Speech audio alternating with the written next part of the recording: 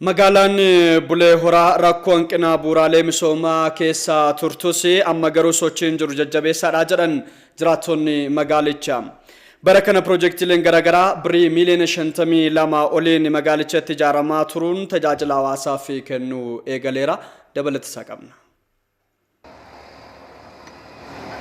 Magaalaa guddoo godina Gujii lixaa kan taate magaalaan Bulee Horaa umurii waggaa dheeraa qabaatullee garuu bu'uuraalee misoomaatiin waggoota dheeraadhaaf harkifattee turtee jedhu jiraattonni magaalittii. Iddoo amma dhaabbadhee haasofsiisaa jiru kanatti yeroo roobaa dhoqqee isaatii fi namaa miti konkolaataan deemuu hin danda'u. Isa miti yeroo bonaa awwaara isaatiif naannoo kana socho'uun hin danda'amu ture. Sochii amma bulchiinsi magaalaa Bulee Horaa taasisaa jiruun jijjiirama amma ilaan dhagginu kana ka isinillee dhuftanii dhaggitan qabatamaa arguu jirtanii.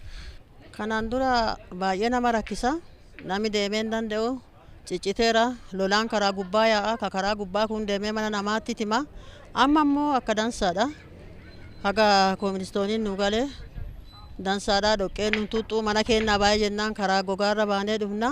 Baay'ee gammannee jirra. Akka malee dansaadha. Kan akka kobilistoonii bu'uuraalee misoomaa as keessa hojjetantu dhaabbatee ture. Baay'ee hin jiru.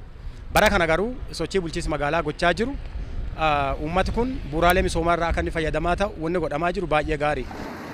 Daandii keessoo fi bo'oo bishaanii dabalatee ifaan karaa gubbaa dhabamuun isaa magaalichatti sochii taasifamu sodaa keessa galchaa tureera.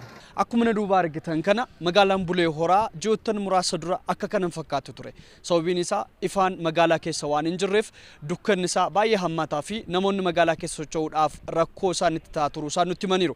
Har'a garuu akkuma argitan kana kiiloomeetira 2.7 ol kan ta'u daandii gubbaarratti ifaan sadarkaa isaa eeggatee hojjetamuudhaan hawaasaaf tajaajila kennaa jira. Ifaan jiraatuun kun bareedina magaalaatiifis akkasumas immoo qaama nageenyaatiifis hattuu garaagaraa daandii irratti wantoota namni yeroo irratti hojjetee bulu karaarra taa'u akkan tuqneef akkasumas immoo bareedina magaalaafis waan addaa uume jira. Latti dukkana hattuuf saaxilamaa ture namni bilisummaan namni hin deddeebi'u uummati saatiin tokko ta'ee lafti dimimmisee jennaan baay'ee rakkoo ture jechuudha.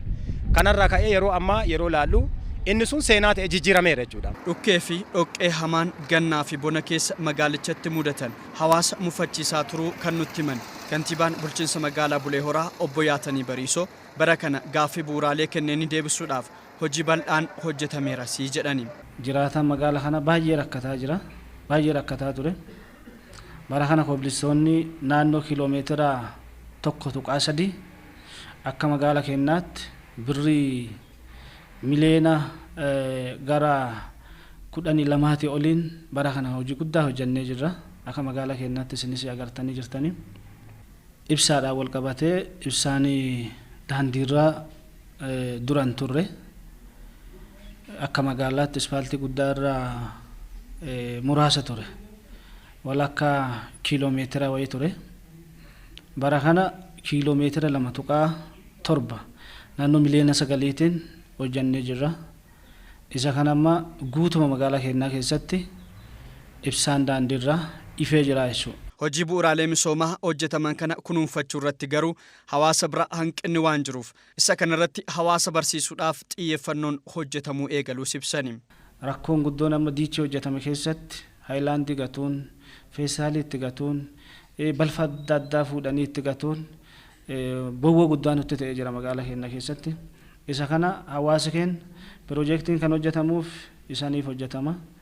Uummata kanaaf hojjetamee jira.